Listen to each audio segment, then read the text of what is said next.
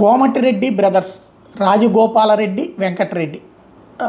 వాస్తవంగా రాజగోపాలరెడ్డికి బాగా సాన్నిధ్యం ఉండేది రేవంత్తో. అయితే రేవంత్ చెప్పినా వినకుండా రాజీనామా చేసి ఆ రోజున కాంగ్రెస్ పార్టీ తరపున రాజీనామా చేసి బీజేపీలో చేరి బీజేపీ తరపున ఎమ్మెల్యేకి పోటీ చేసి అక్కడ స్వల్ప తేడాతో ఓటమి పాలై ఆ తర్వాత కూడా బీజేపీలోనే ఉండి కరెక్ట్గా ఎలక్షన్స్ టైంలో మళ్ళీ రేవంత్ దగ్గరికి వెళ్తే రేవంత్ పట్టించుకోకపోతే అధిష్టానం వాళ్ళతో మాట్లాడుకుని మళ్ళీ కాంగ్రెస్ పార్టీలో చేరి గెలిచేశారు రాజగోపాలరెడ్డి. అయితే తాజాగా తను మరి అంటే అన్నదమ్ముల్లో అటు వెంకటరెడ్డికి మంత్రి పదవి ఇచ్చి రాజగోపాలరెడ్డిని పక్కన పెట్టి రాజగోపాలరెడ్డి ఆ మధ్యన నేను మళ్ళీ మంత్రివర్గంలో చేరుతున్నానని ప్రచారం చేసుకున్నారు. అంతా నడిచింది. తీరా చూస్తే అతనికి అవకాశం రాలేదు.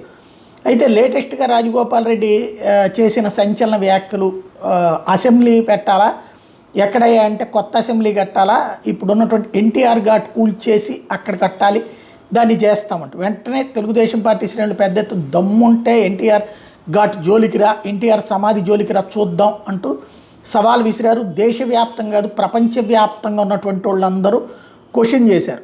అయితే రేవంత్ దీని మీద మాట్లాడలేదు, లేదా తెలంగాణ రాష్ట్ర సమితి ప్రభుత్వ నాయకులు మాట్లాడలేదు. ఓవరాల్గా చూస్తే ఇది కేవలం ప్రచారం. అంటే రాజగోపాలరెడ్డి వరకు రోజు లైమ్ లైట్లో ఉండేవారు, వార్తలను వ్యక్తి అయ్యేవాళ్ళు. ఇప్పుడు అది లేకపోయేటప్పటికీ ఆ స్టేట్మెంట్ ఇచ్చారన్నదే సందేహం.